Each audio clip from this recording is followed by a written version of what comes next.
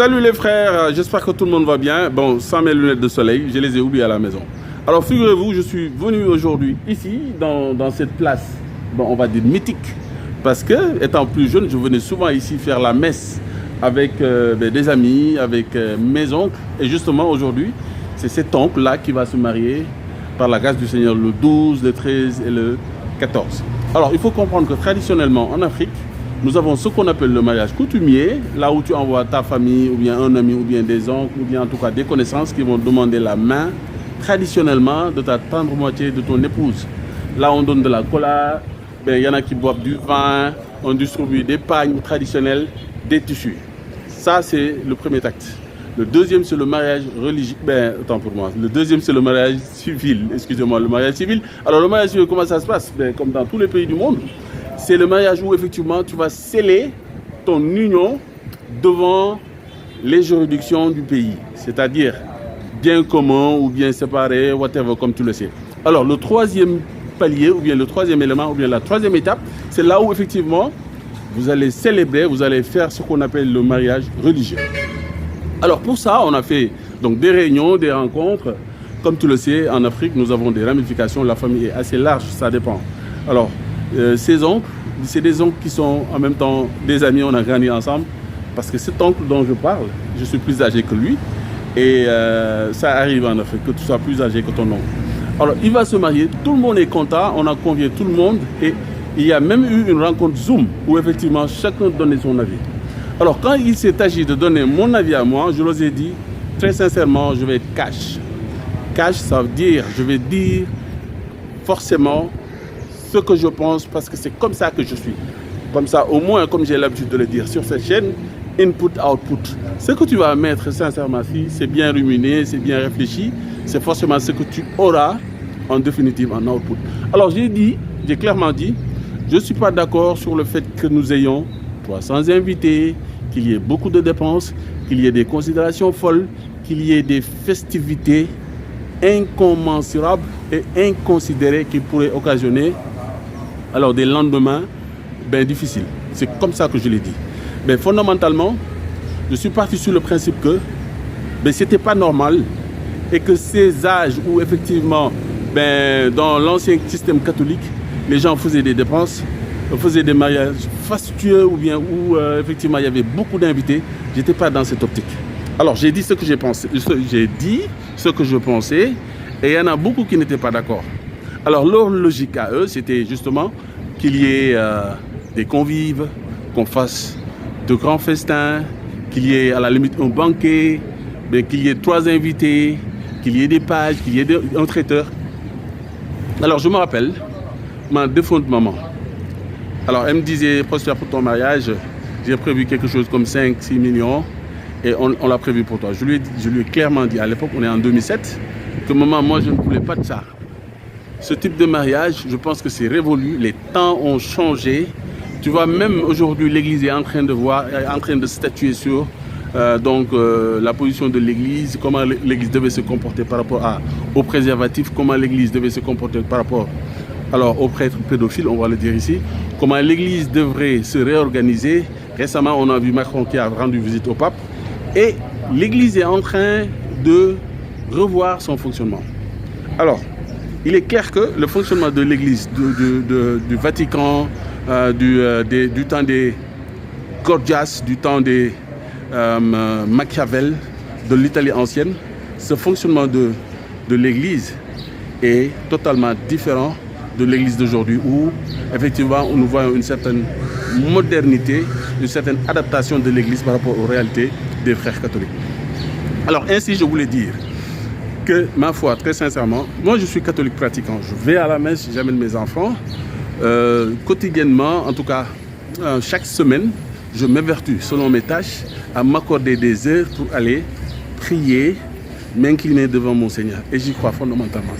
Mais je crois sincèrement, il nous aime tellement que je ne pense pas que nous ayons ces charges où effectivement tu vas dépenser tes économies que tu as pris la peine d'amasser. Tu vas les dépenser au bout de 2-3 jours. Parce que certainement nous allons vers 3 jours de festivités, 3 jours de cérémonie où effectivement ce sera la bamboula. Passez-moi l'expression, mais c'est ce que je vois, ce sera la bamboula. Alors, j'ai donné mon avis, et mon avis d'hier est toujours le même. Il n'a pas changé d'un iota. Quand même, je suis venu. Regardez, je suis là, je suis avec mon autre oncle. On est en train de se préparer pour tout ce qui va se faire. Et je suis de tout cœur avec lui. Je suis de tout cœur avec ceux qui veulent, qui croient, qui pensent que ces moments sont sacrés, ces moments sont des moments privilégiés, ce sont des moments de joie où il faut effectivement marquer ce jour. Je suis d'avis, je le leur concède. C'est comme ça qu'ils voient les choses.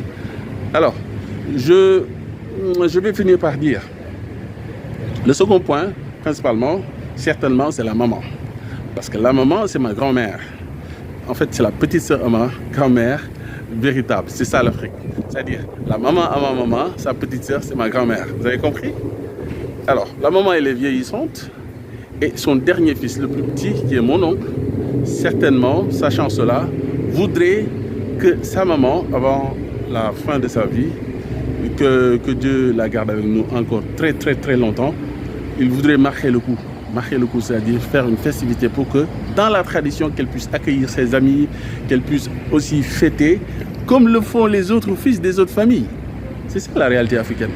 Alors, pas plus tard qu'hier, j'ai lu je pense dans le Times, l'actuel nouveau Premier ministre britannique, lors de son mariage, ils ont invité 1000 personnes. 1000 personnes. Mais il faut dire que son épouse est richissime. Son épouse fait partie des familles les plus riches de l'Inde. D'accord? Et actuellement, comme vous le savez, son mari, c'est le Premier ministre britannique d'origine indienne. Alors, très sincèrement, chers amis, vous savez mon point de vue. Je le dis ici, je le partage, parce que je crois sincèrement que aujourd'hui, nous vivons des tournants assez délicats. Alors cet argent, cette manne financière, en tout cas, cette arme, parce qu'aujourd'hui l'argent c'est une arme, comme on a vu dans Robert Kiyosaki, l'argent n'est que ce qu'en fait les riches qui le possèdent.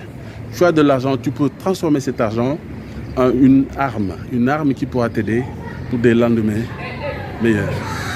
Pas que je dis que c'est mauvais, c'est pas ce que je dis.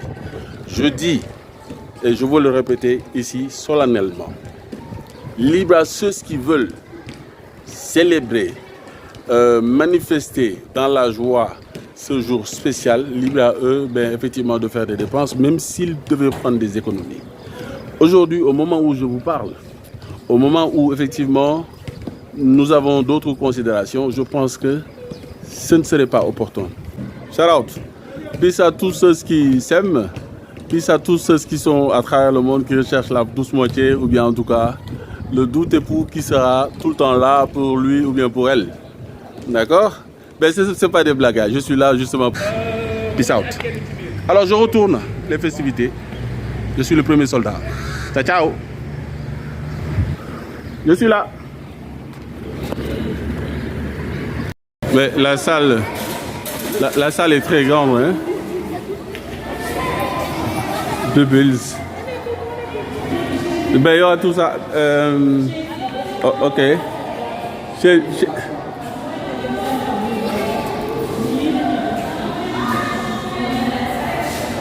Ok. Mais c'est cool, hein? Elle se présente comme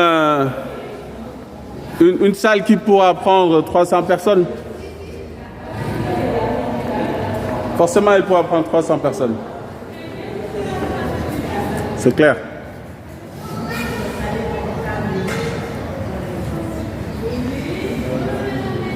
Ok. Impeccable. Mais Paulette, cette salle-là prend combien de personnes? 400. Ben on sera juste 300, c'est bon? On sera 300.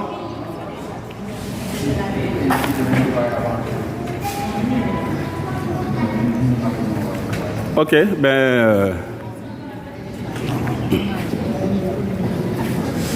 toi, quand est-ce que tu quittes le célibat? Ok, excuse-moi alors.